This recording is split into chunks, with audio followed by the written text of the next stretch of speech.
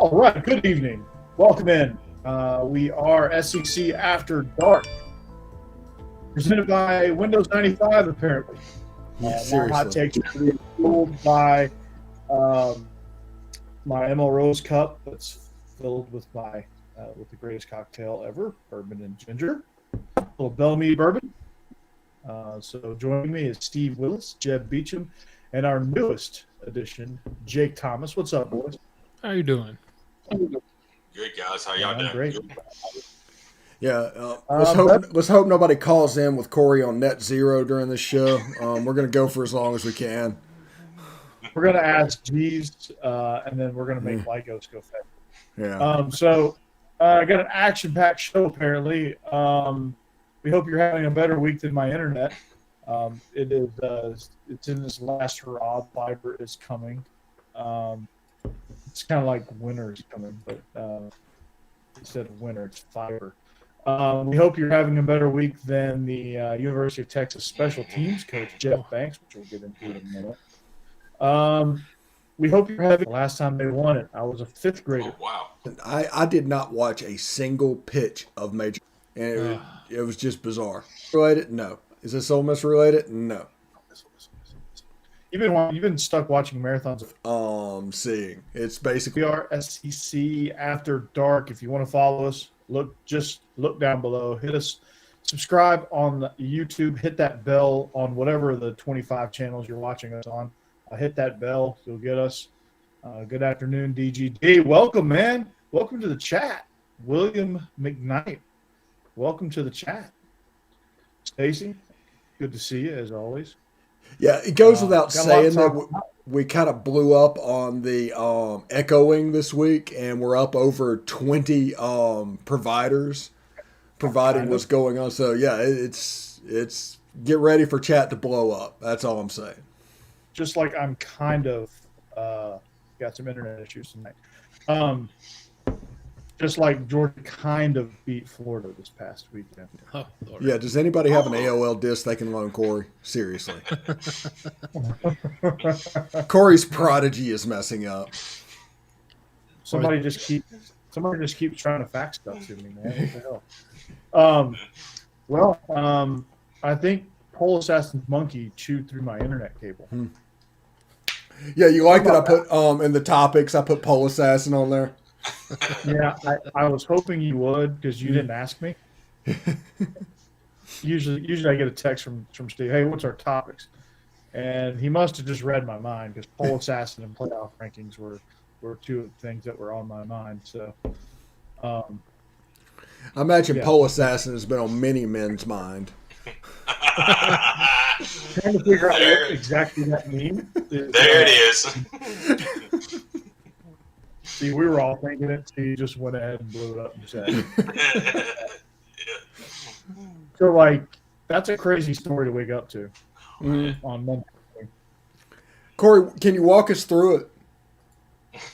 Yeah, so I was trick or treating, right, and brought my kid, and I was like, hey, it's Pole Assassin. This is awesome. Let's explore the rest of the house. Apparently, her monkey did not have that in mind. We were not welcome. Her emotional support monkey, by the way, that doubles as a part of her act in her show. Yeah. We're talking about classy broad here, somewhere in between Hooters and Waffle House. Definitely not going to ML Rose, that's for sure. Yeah, she probably could not get a job at Twin Peaks. Probably not. They don't have enough holes there. Yeah, we'll let that simmer for a second. So yeah, I mean, there's just so many jokes you can make out of this one. Yeah, his mom's trying to use the phone. Yeah, she's trying to call her friend Betsy. Pole Assassin coming to Spirit Halloween near you. Yeah, how many people are going to be at for Halloween next year? A Pole Assassin. Oh my goodness! I just want to lean into this. I really do. But is it pretty much on brand for Sark to hire somebody like this? The funny thing is, part of Sark's recruiting strategy at Texas is the family atmosphere. So this is the opposite. They're not like doing New Orleans or being exotic or anything going on. So this is so detrimental to what their message has been. Yeah. But I mean, this is just a fantastic way for Texas to come into the SEC. It's just fantastic. I mean, it's just welcome. The pole assassin's emotional support monkey bit a kid to where basically you had to do the jaws of life to get it off of the kid. That's a crazy story. And the coach that did it was in line to get the Washington State job. This just, not only that, it cost him a job. It's fantastic. Yeah. So Jeb, mark that down as don't leave your wife for a stripper that has an emotional support monkey. Wife and child. Yeah. Oh, wife he's got and kids. child. Yeah. Don't forget about the kid. I forgot about kid. Unless I don't want kids wandering onto my property. Apparently, that keeps them away pretty well. Yeah, need an emotional support monkey that doubles as a pole dancer assistant. That also triples as a security guard, apparently. Yeah, that's Does the guard monkey dog. have an OnlyFans account? Steve, why don't you research that for us? What's that? Why don't you research that for us? If the monkey has an OnlyFans account. I think the monkey's name is Gia, so probably sounds like a good stripper name. Yeah. Wasn't Gia a terrible Jennifer Lopez movie with Ben Affleck? That was Geely. Geely. Oh, okay. I don't remember. Seems like there's maybe Gia wasn't an Angelina Jolie movie. It's something from the 90s. Anyway.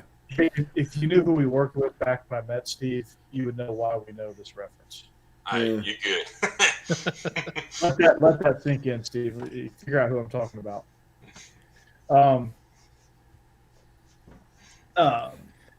I'll never financially recover from this. Yeah. I need an emotional support monkey. The monkey assisted her pole dancing routines. I honestly did not know this. That's amazing. I heard the story, but I didn't read details. I did. It's absolutely amazing. This is Hey, but the benefit is this is the perfect thing to go with Texas's 6-6 season. Ooh, good point. at least they're interesting. Yeah. At least they're interesting. You know what the city of Austin's slogan is, right? Okay. Keep Austin weird. Oh yeah. They stole that from Portland. So whatever they stole it from, they're living up to it. They're probably living up to it better than Portland at this point. Yeah. I thought Steve Austin's slogan or little catchphrase is like Austin 316 said, "I just whipped your ass." Yeah. Different Austin. Okay. Austin. Okay. Different on. Sorry, That's my wrestling background. We celebrate that every March 16th. Yeah.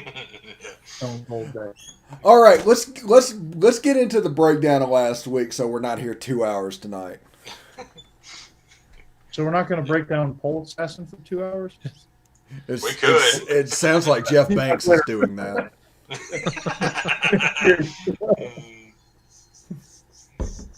Well, All I'm guessing they right, needed all emotional right, support all after right. That's Baylor right. whooped him. Comment on that? No, he's played the bongos, though. Recently.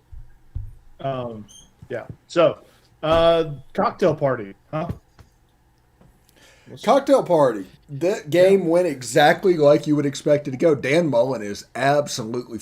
It's almost like he's having a mental breakdown at the moment. Mm-hmm. Did you see him the other day talking about how they don't recruit until it's time to recruit, which obviously isn't true. But the fact that he even said it's just ridiculous. And they shut down media opportunities. It's just Dan Mullen is not taking losing to the school up north very well. Nope. He's not taking the Florida job is obviously crushing him. He's just a weird guy. He needs to just feign heart problems and just do it now. Just get out of there. There you go. Well, he won't have to in a couple of weeks. He's going to get fired. So, that they've at this point, like he's established that he's going to go down with the ship, and he's going to let Grantham be on the ship and sink the ship, and he's going to go down with it. So, I guess I guess some schools get him, some mid-major school, and the MAC. Penn He'll probably State, go to Penn the State will MAC. get him. If James Franklin goes to USC, Dan Mullen is going to go after Penn State with everything he has. That would be awesome. I'd be fine with them taking Bill O'Brien back. Yeah, I've figured as much, Jake. Sorry about that. So here's what's going to happen, Jake. Penn State is going to take Bill O'Brien, and then Nick Saban's going to hire Dan Mullen. Hey, I mean, he might be a great offensive coordinator. He might not be cut for a head coaching job. I mean, like Steven said a few weeks ago, his peak was Mississippi State. Yeah. I think that's it for a Dan Mullen type coach. I mean, we've seen that with Will Muschamp and others. They're great defense coordinators, offense coordinators. They're just not good head coaches. Yeah, I mean, some people. Yeah, let's talk about this for a second. Also, other than Urban Meyer and Steve Spurrier, who's won at Florida? Nobody. I mean, Spurrier came in and pass happy when it was ground and pound in the SEC. Did something a little different. Urban Meyer came in was as an early spread guy and was able to win at Florida with Tim Tebow, a generational quarterback, got him the Heisman. But everybody else has just struggled and it's kind of fallen apart. And maybe, just maybe, Ford isn't as good a job as people think. It's not. I mean, you have fans that have these unrealistic expectations, probably thanks to Spurrier. And, you got a fan base that thinks they're Bama, and they're not even close. Right. And so you get these coaches that, they come in and they wilt under the pressure. And then you get, an AD situation where, they don't have the best judgment. They play buddy ball sometimes. They really, I don't know what they were thinking when they hired Ron Zook. I don't know where that one came from. That was baffling. I get the Dan Mullen hire. That's the Urban Meyer tree. I guess I can understand the Will Muschamp hire because you're thinking, okay, he's the new coordinator. He's going to get the head job at Texas, so why not hire him in Florida? McElwain, that one was a head scratcher. He had one good year at Colorado State. I don't know how that parlays you into the Florida Gators job, but nonetheless, they've had some head-scratching hires. Their assistant hires have been even more baffling. Yeah. Charlie Weiss being one of them. Todd Grantham, somehow he got – well, I know how he got there, but still doesn't make it any better. Some of the offensive coordinators they've hired were heard of them, first of all. And just some of the decisions that are made there, I don't get it. Like, I don't know that they really have a plan and know what they're doing in that athletic department.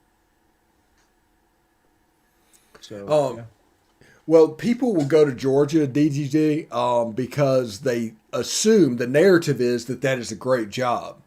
But they keep losing and losing and losing, and it'll become a cycle if you let it. It'll become Tennessee, honestly.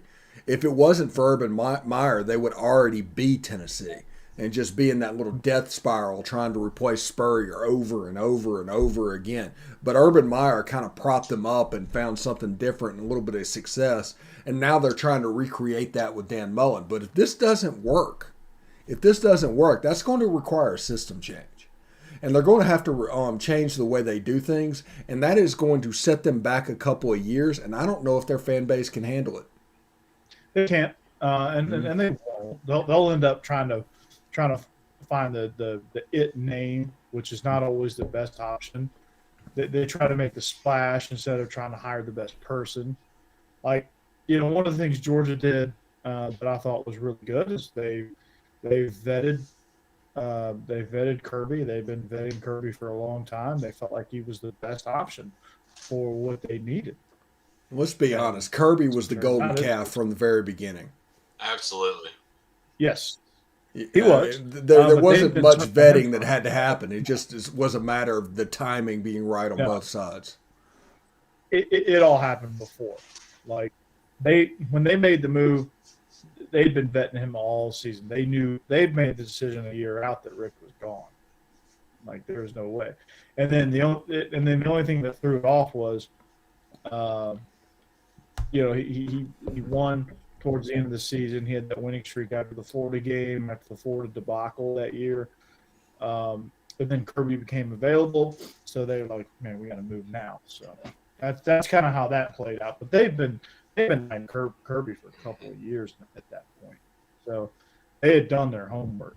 That's who they wanted, and they made it happen. Florida's got to have that person. Like when they hired Dan Mullen, it was kind of like, who do we want? Yeah. Dan Mullen. Okay, Dan Mullen. Yeah. Mississippi. Yeah, he won 10 games at Mississippi State one year. Yeah, let's get Dan Mullen. Let's get him. Like that's not like I don't think they evaluate. I don't think their system of evaluation, whatever it was, it just didn't. I don't know. Like you got to like dig deeper in those scenarios. You can't look at wins in those scenarios. You got to look at losses and how they handle losses, and how they recruit, how they do things. That hire did seem kind of.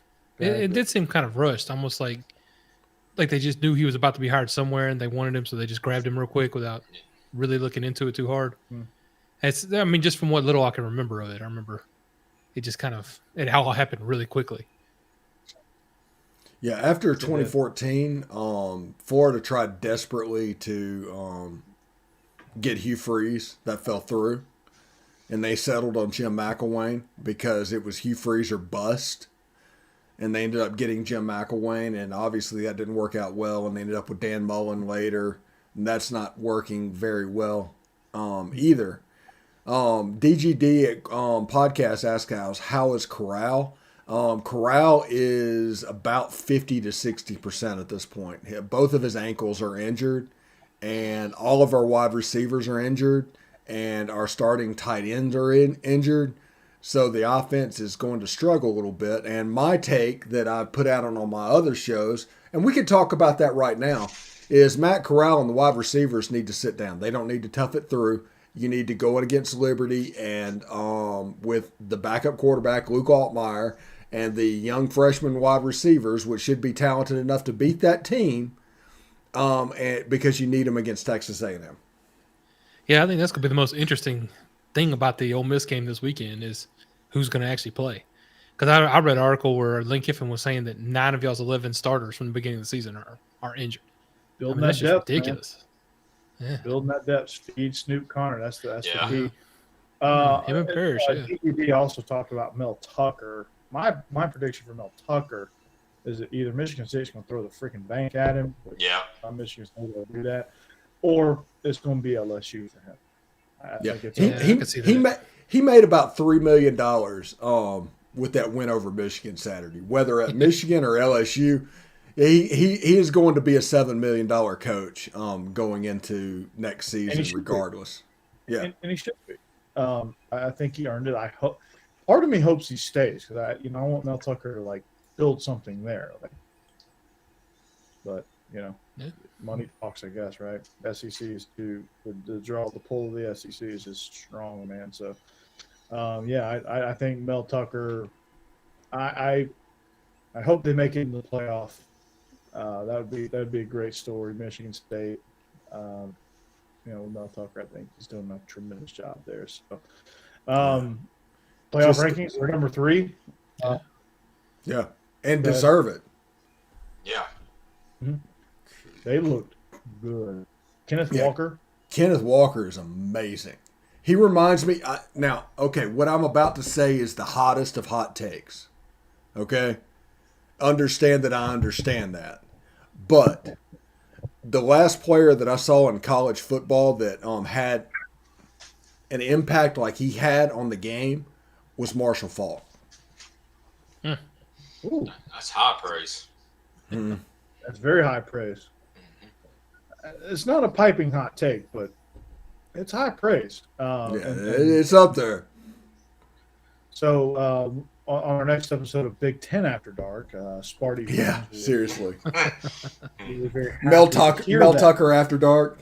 Mm-hmm. Mel Tucker After Dark, yeah. So yeah, that's when you look at the playoff rankings, Alabama number 2, Michigan State 3, and Ohio State 4. Do we think they got it right? Cincinnati all the way at 6. Oregon's 4. Ohio State's 5. Oregon's 4. Ohio State's That's out. right. Yeah. Ohio State's That's right. 5th. The wrong Big O. That's right. Yeah.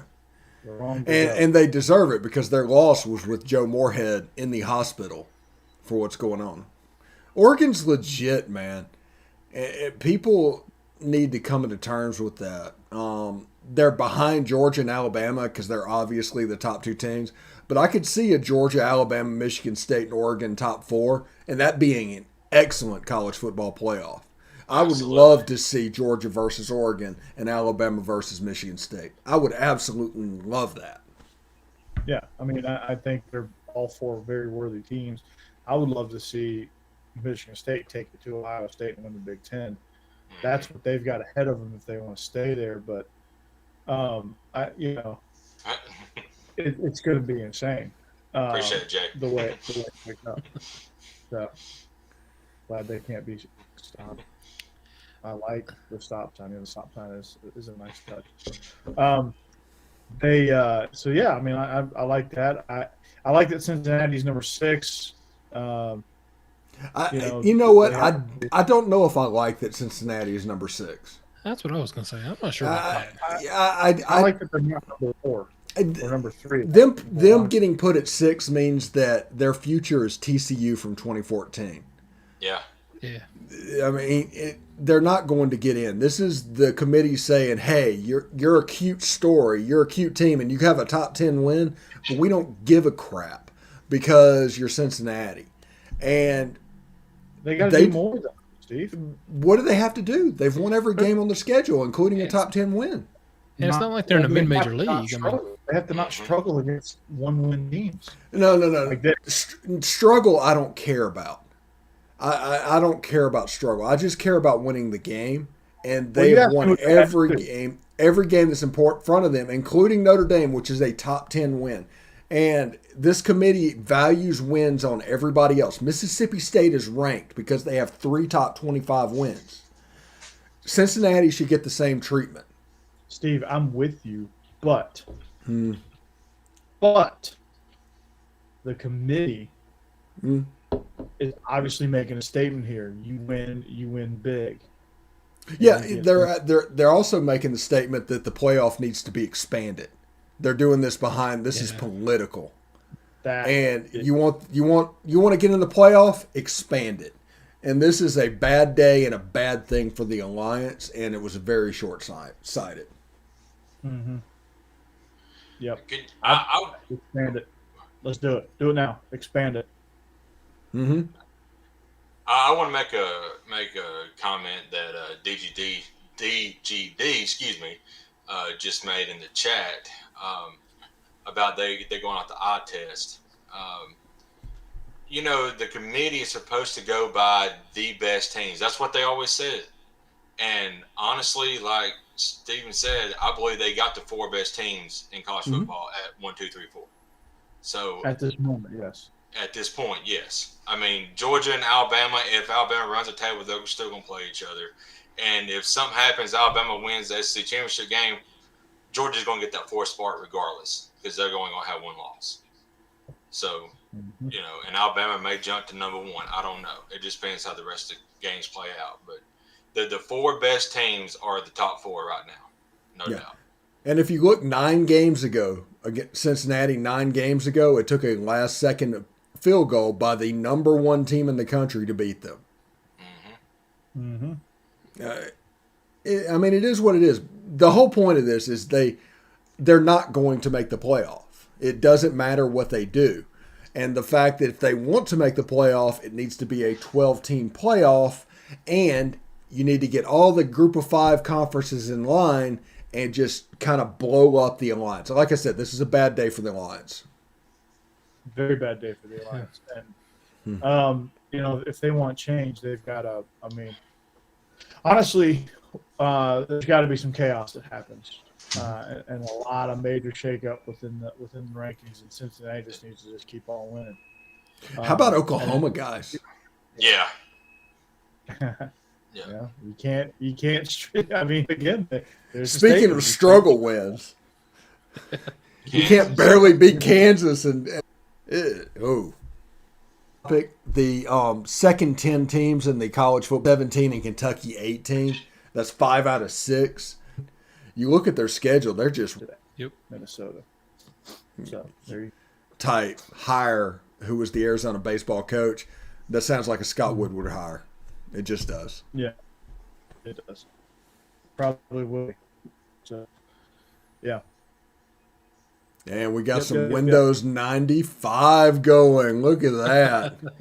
Corey is going to play Oregon Trail over here for us. Wow. Sorry, guys. I tried to forward the. I just tried to forward the. Him and his Commodore 64. Look at that. There we go. He died his of Commodore dysentery. 64 went out.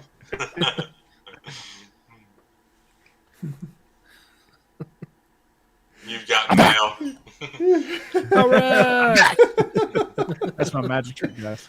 Corey has dysentery. I lost 4 oxen in that one. There's all I lost. God almighty. I lost all my horsepower here.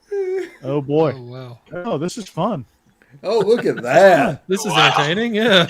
This is our impression of Corey Burton as a Picasso.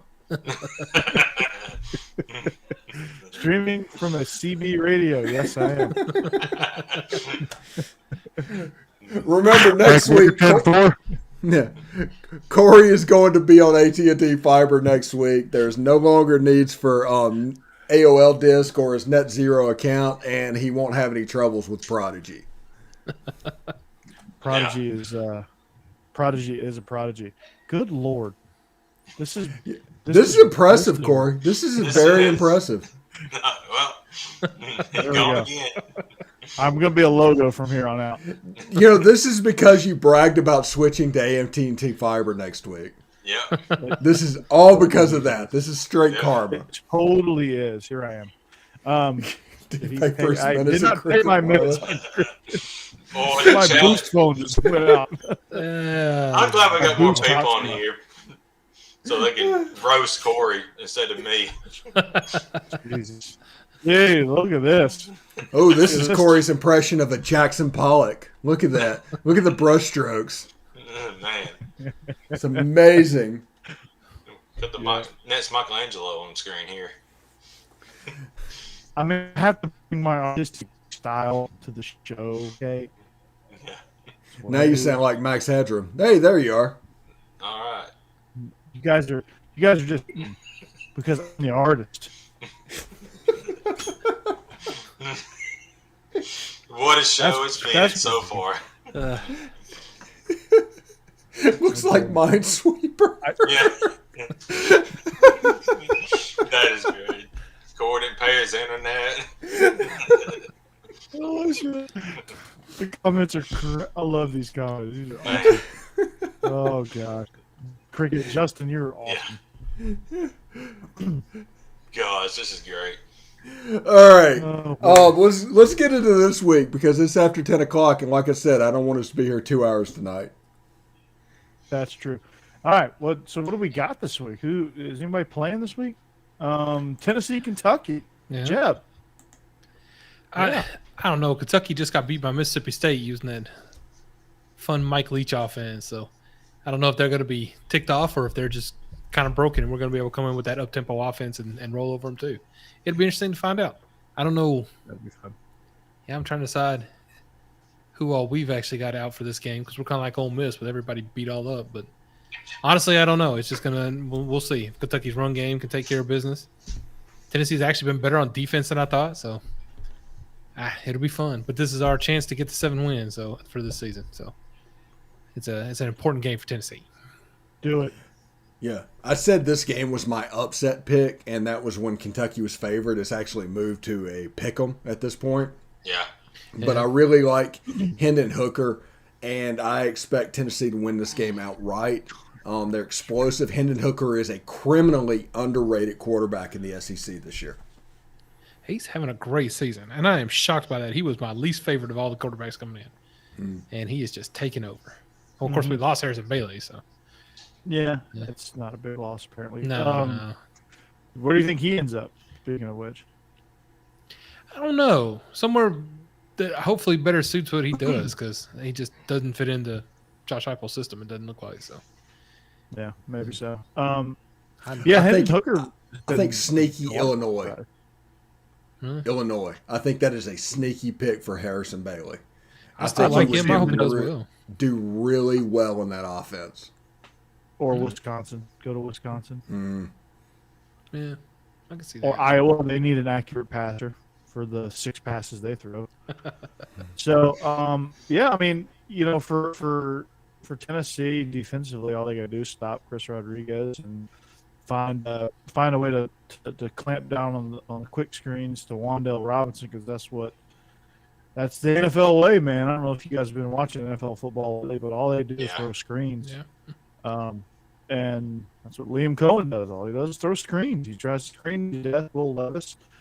They go downfield every once in a while, but for the most part, they're going to keep it short and they're going to get the ball out quick, and they're going to try to run. And it's just basically another form of running the ball. And Tennessee can stop that and tackle well. Tennessee's got to be able to tackle well in space. If you can tackle well in space, Ducky is they're which in the past been a big problem for Tennessee. That whole tackling thing wasn't really our thing for the last few years, but this year they're doing a lot better. So I have high hopes this year. And Will Levis, I am sticking with it, and it is apparent every week. He is Kenny Trill. He had one good game at the beginning of the season. He has rode that success after that, and their offense has struggled and looks just like it did last year. Yeah, it's absolutely ridiculous. You stop the run against Kentucky, you beat them.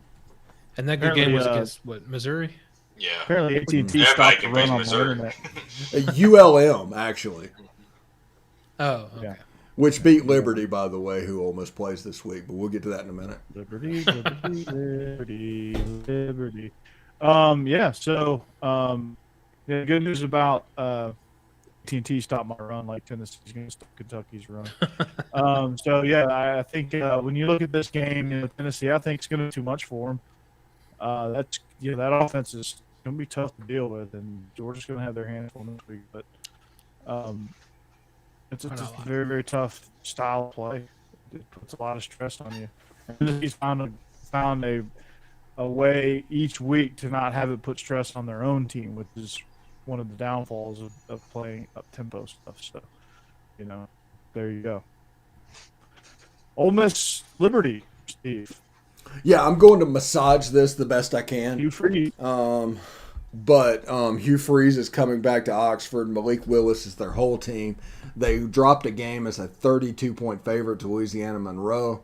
If we can't run the ball on Liberty, we have problems. I think we should sit Matt Corral this week, and I think we should sit our wide receivers and get ready for A&M. And hand the ball off. Luke Altmaier looked really good against Auburn. He settled that game down and gave us a chance to come back in it. And that's what I say about that game. This line at 9.5. This could be a mortgage game, I think. Yeah, I agree. That's perfect. I hope to beat that out of Hugh Freeze, to be honest with you. I'm not the biggest fan of Liberty University. If you know why, just do your research on University. I'm gonna go off Jeeves real quick. So let's look at another game. Auburn, Texas A&M. Where you stand on this? Yeah. You like Auburn as much as the fans like the Bears. Jake is very much a War Just Eagle kidding. guy. Oh yeah. Yeah, I'm very much a War Eagle guy, just like Corey's a Go Gators guy. But anyway, but yeah, I don't know. This kind of scares me. I can't do that. I believe A&M can do it because they are at home and they're very, very tough at home. But I mean, the way Auburn's playing right now, and yeah, they have had some lucky breaks. If we got any Auburn people on here, I'm sorry, but y'all just got plain luck right now. and y'all always do. It's that voodoo down there we always talk about. I don't know what it is, but away from home, you're not as good. So we'll see, but I'm hoping Texas A&M takes care of business. You know, Jake, on 2nd and 26 in the national championship, I would have taken a little bit of luck too. So enjoy it while you can. And they're certainly enjoying a lot of it. Bo Nix is, knock on wood, playing really, really well. They're kind of planning a vacation in our chat right now, I think. They are. I think a vacation's getting planned. Yeah. Hey, come on now. JDGD, come on now. Dollywood, huh? Okay, I'll be there. Shoot me the address. And I'll be there. I'll bring some land sharks. Yes. So, don't bring your internet. It can't get much worse, right? Yeah, his internet weighs like 20 pounds. It's actually, I have to carry it in a different trailer. He's got the first laptop that's like that thick. Yes. How did you know? I got Dell Latitude 200. You know, the one that has the thing in the middle of the keyboard that uses a mouse. We know you have a gateway. We know you have a gateway. Yeah, a gateway. That's perfect. Gateway. I had the original gateway. I got rid of I upgraded from my compact Sario. No, actually, your Commodore 64. Well, yeah, I upgraded from there to compact. Yeah, whatever. Come on, Steve. You got another progression. Sorry, guys. I'm running Napster in the background, so pardon me. Downloading all the Metallica songs from Napster. So, back to college football. Biggest snub out of the top 4. Is there a snub? Probably Ohio State, honestly, at 5. I mean, Georgia and Alabama deserves to be there. Michigan State deserves to be there. So it comes down to one place. But Oregon beat Ohio State. Right. I don't know how much they can. Yeah, they beat Ohio State. There is no snub. Yeah, but they got snubbed. But also, this is all going to change because this is the time of year when the Big 12 starts eating themselves up. I mean, by the end of the year, by the time the actual playoffs hits, you could be dealing with Michigan making the playoff possibly, and you could have snubs of Ohio State or somebody else. There's so much water to go under the bridge. A kid's late for all computer. Justin, I love that. I freaking love that. Justin, you're awesome. Yeah. Holy cow. I'm like dying over here. You know what's funny though? He's talking about his top 4 and his snubs and all that. All those 4 teams are now they have a target on their back from week to week, and because of that, like somebody like Oregon or Michigan State who aren't used to it, there's a chance they could wilt and fall down to the pressure. You could see like Michigan State lose to Purdue this weekend or something like that. Yeah, they're a good team. Yeah, if Michigan State was 2, that's a different story, but they're 3, so maybe Purdue can Michigan State can survive. But it's going to be interesting because teams are going to have to play with a target on their back. And like somebody like Ole Miss, and you can see in the background that's actual meaning. Playing with a target on your back is a different type of playing that even our fan base is used to. So it really jumps up and gets you. So just be careful and understand that. Also, the Egg Bowl this year, Ole Miss is right now 16th, Mississippi State is 17th. Egg Bowl is going to be fun. Always is. I mean, it's Pirates got those guys playing well.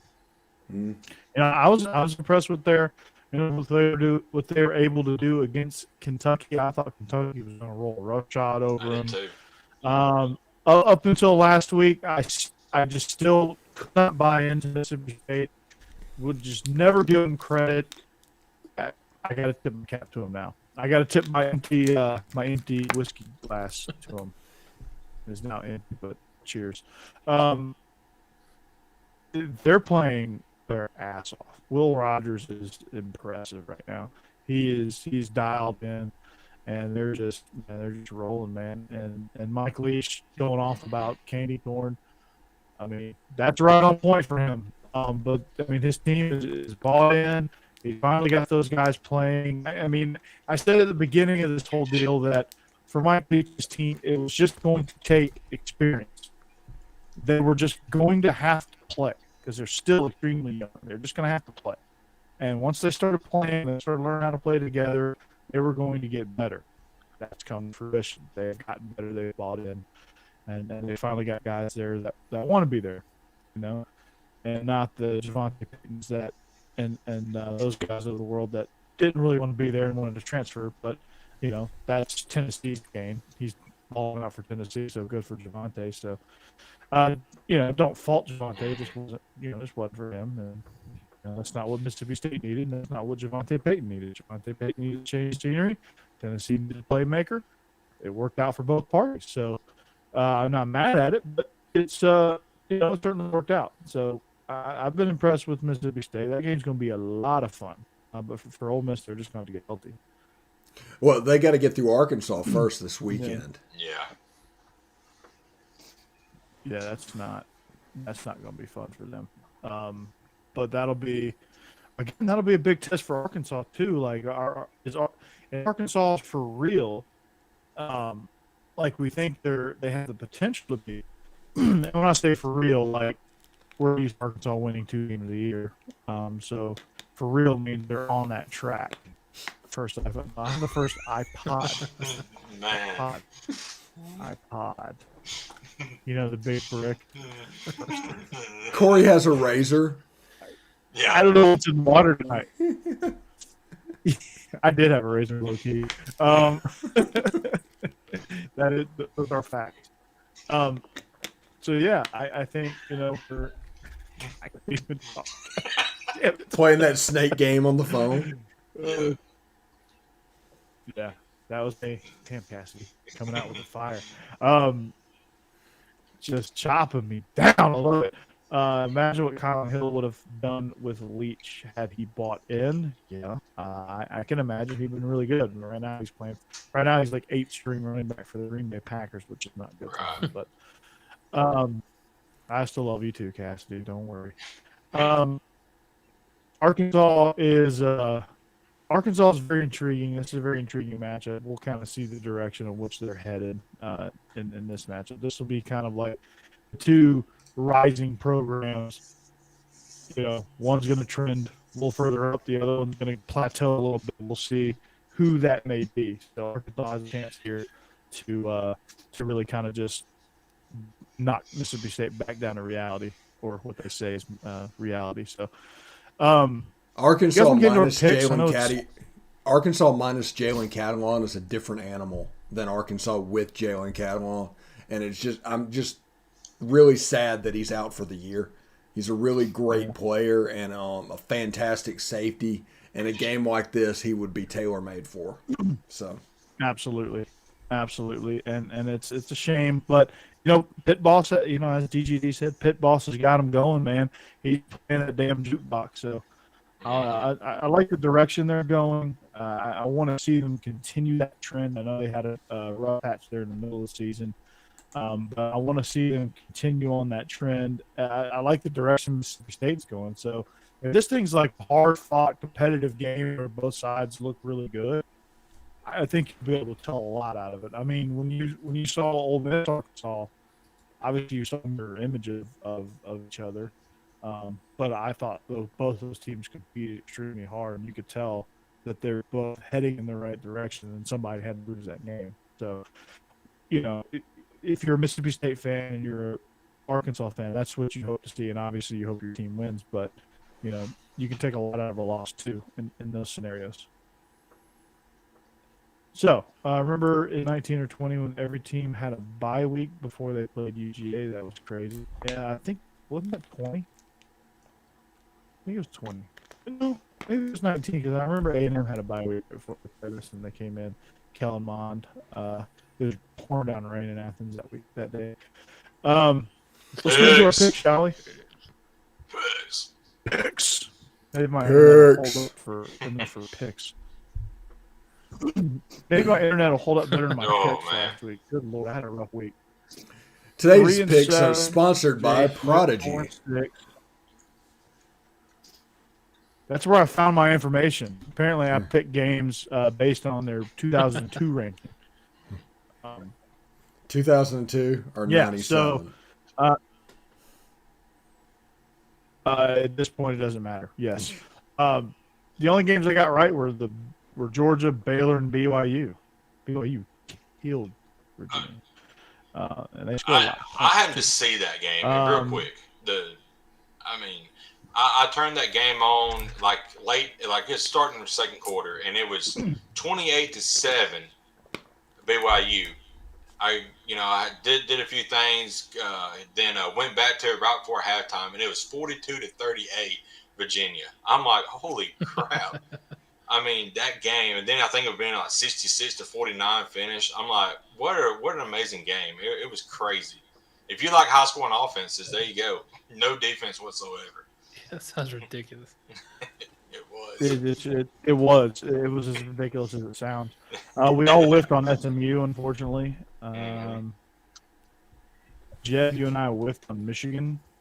I did not believe this party should have. Yeah. We all whiffed on Kentucky. We all whiffed on Whiskey.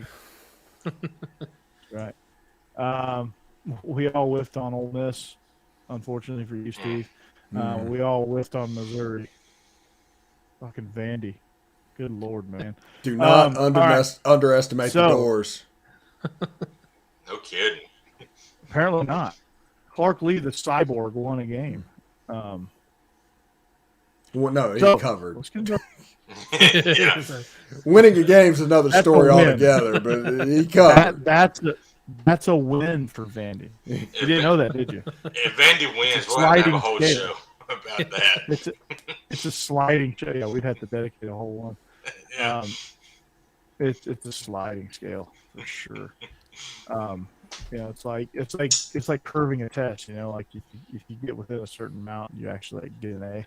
Like if you get like a 7, like if you're that kid and you get a 78 and you get curved up to a 92, that's Vandy. Vandy's on a hard bell curve, huh? Yep, that's right. Finally, you noticed. All right, so let's do it, shall we? Yeah. Georgia hosts Missouri, 38-point favorites at home. Jeb, I'm going to start with you. Does Georgia cover? That is a huge line, but I'm still going to say yes. Missouri actually can score points from time to time, but most people can't score on Georgia, and I don't see Missouri having the type of offense that will be able to score on Georgia. It's going to take a really good team like Alabama to really put any points on Georgia. So I think Georgia covers. Jake? Yeah, Georgia, I think it's going to be fine. I mean, Missouri gave up 268 rushing yards to Vandy last week. They have no rushing defense whatsoever. I mean, White and all them guys is going to run all over them. It may be in the 60s score-wise for Georgia. I think Georgia's going to rush for tree fitty between the four of them. I think Georgia's going to cover big. Steve, do you agree? Yeah, Missouri has the worst rushing defense I've ever seen. Period. It's awful. And this is coming from an Ole Miss fan, with the defense has been historically bad over the last 4 years. But Missouri is the worst rushing defense I've ever seen. Also, they are running out of opportunities to start JT Daniels. If they go into the playoff, into the championship game with Stetson Bennett, they're in trouble. We've seen that show before. They need JT. Yep. They need JT, and I think JT needs to play in this game. I think they just need to realize JT is the one that's going to push the ball down the field.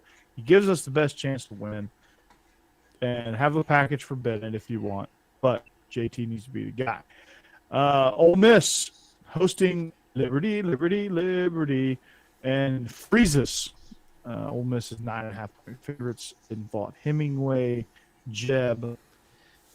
I'm definitely taking Ole Miss. They may not blow out Liberty as bad as they can, just because I think hopefully they rest a lot of people and let some of their backups get some work in and some of these starters get healthy. But they'll still beat them by good 3 touchdowns at least. Jake?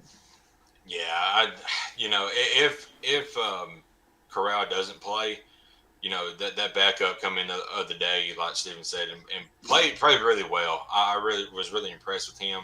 So if they give him the ball, I think he can at least get like a two to three touchdown win for Ole Miss without any problems.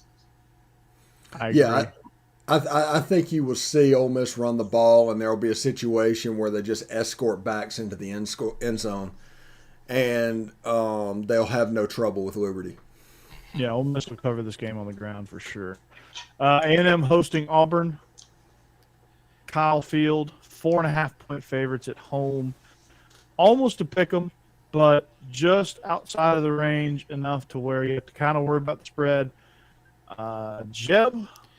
Yeah, Does Auburn continue their lucky streak? I don't think so this week. This is obviously with the spread you can tell one of the tougher games of the week and probably going to be one of the better ones, especially in the SEC. But no, I think A&M's defense is just too good. I think Auburn runs into a brick wall this week. Yeah, I agree. I mean, it seems like that win versus Alabama has rejuvenated this team, this A&M team, and they wasn't bad. Calzada, we say what we say about him, but he has played a lot better. And I think, that rushing attack A&M has going to be too much this week as well. They're not a bad team, A&M. They just were playing. They were just playing very inconsistently to the start of the season. I guess they were trying to get some timing stuff down with the quarterback issues that they had. I think Auburn's red hot right now. I do think Auburn's going to win this one. And if they don't win, I think it's going to be a field goal game regardless. So I'm going to take the Tigers on the road here. I just think for some reason they've just got something going on. I think A&M's the better team, but I think Auburn is. Keep pushing that knife in my back, Corey.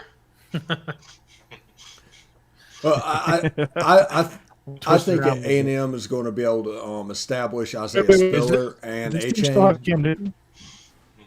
And Auburn is not going to have an answer for that, because if Texas A&M can win the lines of scrimmage like they did against Alabama, you can get those guys like Spiller and A-Chain loose, and you could see a 2 or 3 touchdown win by A&M this week.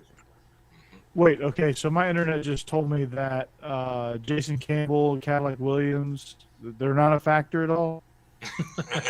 Ronnie Brown. It looks like your internet Carlos is telling us Shansky. about Stan White. Yeah. Bo Jackson. Come on. Yeah, no. Patrick Nix now.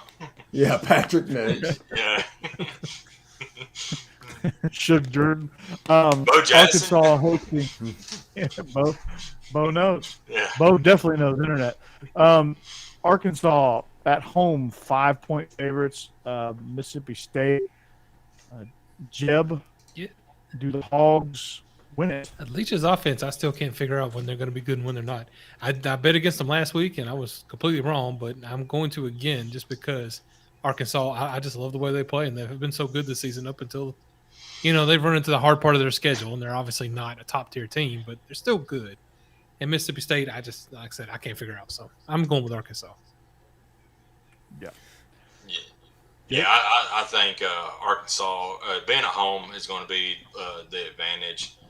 And, Arkansas, they got a lot to play for now because, they was red hot. They kind of hit a brick wall. And now, if they want to get that 7-win season that they all talked about, they're going to have to win this game. Yeah, they're going to have a physical Mississippi State. I just think, again, Mississippi State has kind of figured themselves out a little bit. They've kind of found their identity and what they're good at. No, you're finding it hard to predict what Mississippi State's going to do. I think the loss of Jalen Catalon is wearing thin on Arkansas. I think it's going to be tough. I think they're going to put a lot of strain on this defense, and I'm going to zig while you guys zag. I'm going to take the Bulldogs here. They're just playing some really good football right now. They're on a heater, kind of like Auburn. They're just playing really well right now, and I don't know there's a whole lot Arkansas maybe can do about it. Yeah, I think Arkansas is going to win this game because of the drop 8 and their pass rush. I think they're going to affect Will Rogers and they're going to force him into throwing on the ball a couple times. And that's going to be enough for the Razorbacks to get the win. All righty then. Kentucky at the grocery bag hosts Tennessee. Jeb, can your Vols? This is a pick'em, so you might as well just take the money line on this one. Who do you think is going to win? Does Tennessee win, or does the home Kentucky Wildcats win? Nah, I think Kentucky's slide continues. Tennessee goes ahead and beats them this week. I like our offense. I like our defense. Everything's going pretty well. I mean, as well as it can right now for Tennessee. So, yeah, I'm taking Tennessee. I'm actually going to go Kentucky. Just another game. It's a pick 'em, and Kentucky's at home. They play better at home than they do on the road. Their offense, is not that great outside of Robinson, but how healthy is Tennessee? That's another big question going into this game. So we'll see on the field Saturday, but I think Kentucky wins by a field goal. I'm going to take the Vols here, man. Just style and pace of play. I think Tennessee has a more of a plug-and-play offense than most teams in this conference. So I feel like they can sustain injuries a little bit better than most. They've done that thus far this year. They've had a bunch of injuries to this point, and they're playing really, really good football right now. And I think the style of play, the blitzkrieg style of offense that they do, is going to put Kentucky back on their heels a little bit. In the run game, I think is going to give them some fits. I think Kentucky struggled a little bit in the run game against Georgia, and struggled when Georgia went tempo a little bit. I think Kentucky still figured themselves out offensively. I still think they're just, year one of an NFL-style offense. It's a tough deal. It's a tough ask for any program to do that, much less Kentucky. And they're certainly kind of playing up and down offensively like they're going through those growing pains. I think Tennessee's going to exploit that. Give me the Vols. Yeah, I'm with you right there. I think Jabari Small is going to have a sneaky good game and is going to open up the deep plays and everything, throwing the ball with Hendon Hooker. And I don't think that Kentucky can score with Tennessee. And if you don't throw the ball to Kentucky and do sudden changes and really get affected by their defense scoring, I think Tennessee has a chance to win this game fairly comfortably. All righty. We know where you stand on this. Bama hosting LSU minus 28 half. Denny, why? Jeff, can Bama for this? 20.5, yeah, they can cover that. I think LSU peaked after the Florida win. That was a great win for them, but now they're running their part of the schedule. They're not going to win too many more games, and they're certainly not going to beat Alabama. So the only question is, can Bama cover? And unfortunately, having played them recently, I know, yes, they can cover. Jake, we know where you stand.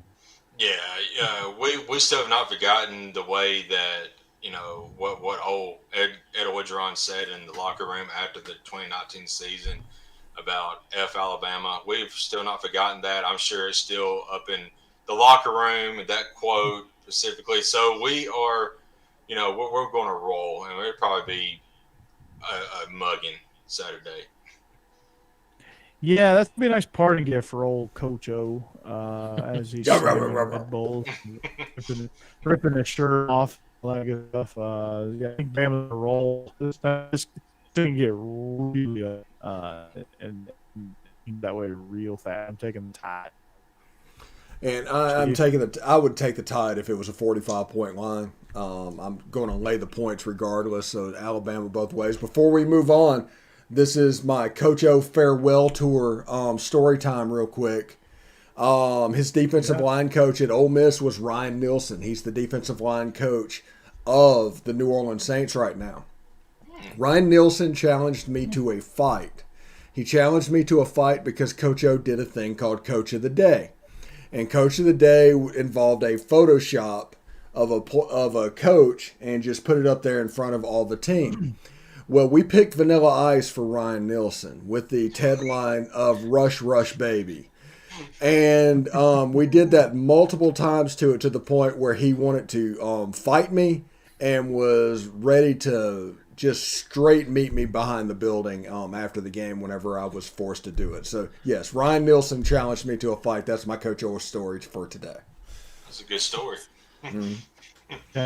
People just can't take a joke. Yeah. I mean, it's a Photoshop. Like, yeah, Becky made the Photoshop, by the way. So I did, that fight was because of something Becky did. Nice. Well done. It'd be like me trying to fight everybody in the chat because they made fun of my internet. How dare I'm you? surprised you can read it. How dare you? Actually, from stories I heard, I don't think that's the only time she got you attacked. There at Ole Miss. So yeah, the Frank Wilson dressed up as Flavor Flav was pretty good too. Man, yeah. Savage around here. Yeah. So what happened? Speaking of savage, well, this is actually the opposite of savage. Florida on the road, -18 at South Carolina. Finally, a spread that they can cover.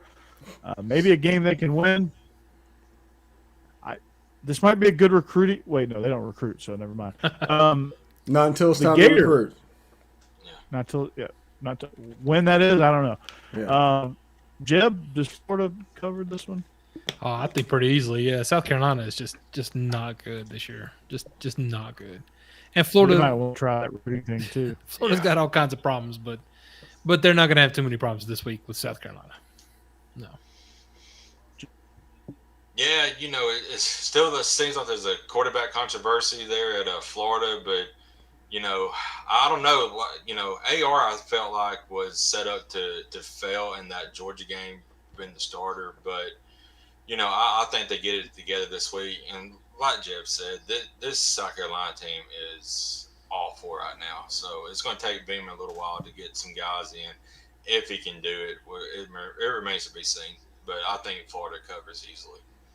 Yeah, in all seriousness, South Carolina is just completely depleted, and they've just got to build that roster back up over the next 3, 4, 5 seasons. And I think Beamer will eventually be the guy that can do it if they're patient enough with him. But that's not going to be this week, and Florida is pissed off. Yeah. I think AR-15 is going to be the future quarterback. I think he's going to have to learn. Unfortunately for him, yes, he was set up to fail, but I think it was also a good learning experience for him to go through that whole Georgia thing. Because now he's going to learn how to deal with it and come back and respond. I think he's going to rebound in a big way. And so I like Florida to win. I like Florida to cover. And I think it's going to happen. So, Steve? Yeah, 2 stats that this might be the last time you can use this. But Florida is 2-7 in their last 9 against Power 5 teams, with wins only against Tennessee and Vanderbilt. And they have the same record as South Carolina.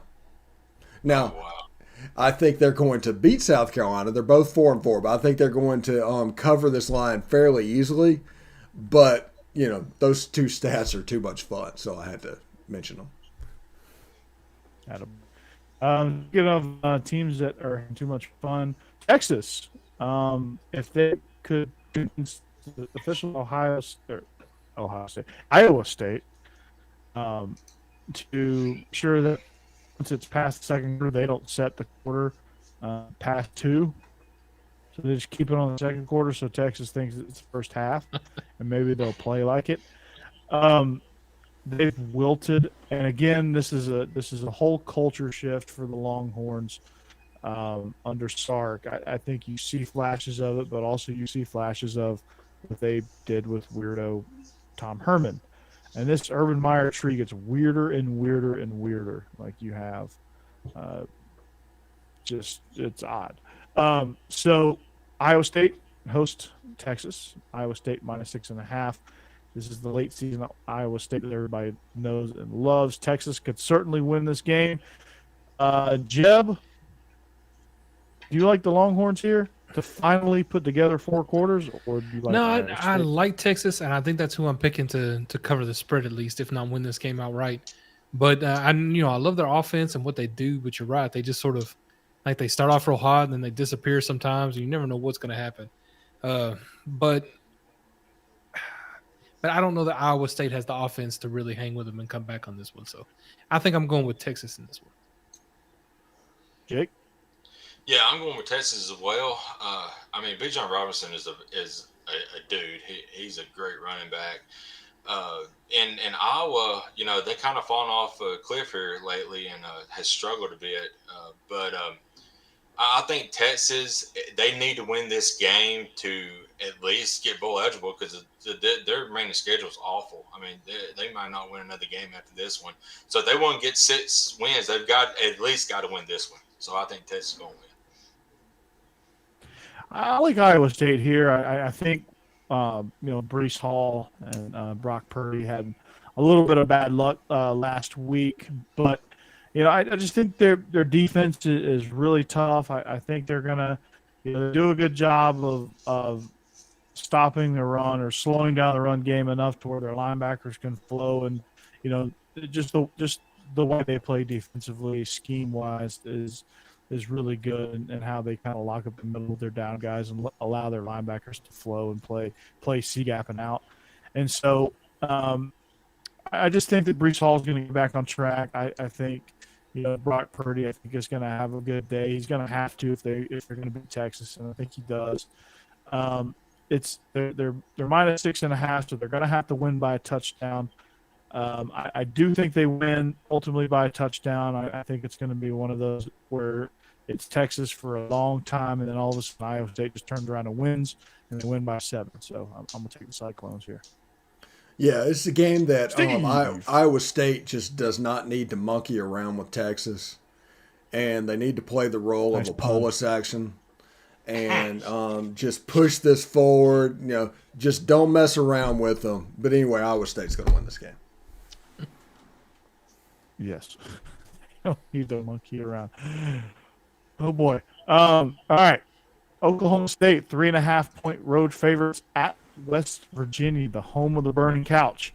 Oklahoma State, red hot again. Outside of a loss to Iowa State, they're playing really good football. Spencer Sanders is turning into a pretty good Big 12 quarterback.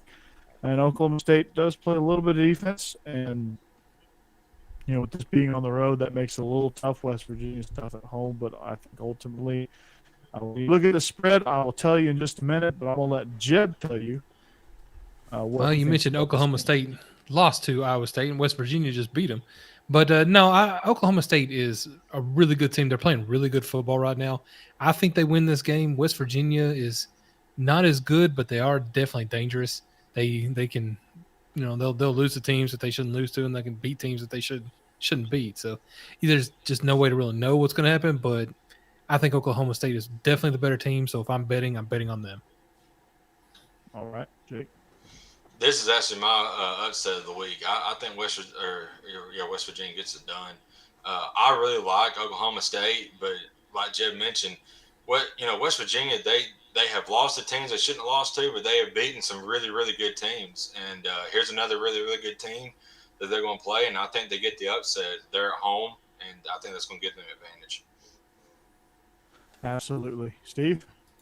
Yeah, take Oklahoma State on this one. We're into November. We're moving towards the Oklahoma game. We don't know how many more tracks at Bedlam we're going to get. So Oklahoma State wants that game to mean as much as possible and to be playing their absolute best. I'm going to take the Cowboys. Yep. They're all roads lead to Bedlam, and they're not going to screw that up. I think they're going to be sharp in this contest. And so I'm going to pick Oklahoma State. DGD, I think the entire conference outside of Florida fans want South Carolina to win that game. So that's not a very big win there. So our last game, the Giant Killers, Purdue, host Michigan State, who are 3-point favorites in West Lafayette. West Lafayette has the same bad juju that Jordan Air Stadium has. It's just weird how that happens. They just slip up and get you. I don't understand it. So, Jeb, can they do it this week against Michigan State? I don't think they're going to be able to do it this week. Michigan State's just playing really well right now. I think Purdue's going to have a bad couple of weeks here with Michigan State and Ohio State. And I think they're going to get pretty handily by both. So no, I think Michigan State wins comfortably. All right, Jake. Yeah, I agree with Jeb. I think Michigan State is playing their best ball right now. Kenneth Walker is amazing. I mean, he was pretty much the cog in that machine last week to come back from 14, 15 behind against Michigan, and for them to win that game. And I think he's going to keep rolling, and I think Michigan State's going to keep rolling as well. Yeah, so too. I think Thorne is going to have a really big day. He's going to have to if they're going to avoid the upset. I think they're going to do his thing to a certain degree. But, what they did really well against Iowa is they did not let the running game get taken off, and they made Spencer Petras beat them through the air, and he could not do that. They're going to force Thorne to do that for Michigan State, and I think Thorne's going to make him pay, honestly. So I'm going to take Spark here. Yeah, I'm going to take Purdue. It's going to be a game. The Michigan State game meant a ton to the Spartans. I think there's going to be a hangover, and West Lafayette is kind of where expectations go to die. Awesome. Yeah. Well, there you go. He's zigging while everybody is zagging. It's good for our show. We enjoyed a lot of new faces in chat. When you broadcast over 2,000 channels, you're going to get a few new faces. But I'm looking forward to seeing what my upgrade can do. Hashtag goodbye Windows 95 Core. No.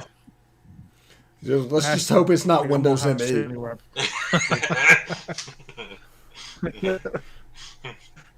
I'm going to Windows 2000. Big upgrade. So we hope to have a Braves type of week. And, we hope you are. We hope you continue to boost the show up. We were able to add Jake to the mix. We were able to upgrade from the chat to an actual box. So that's good. We can see his face now instead of me just reading his comments.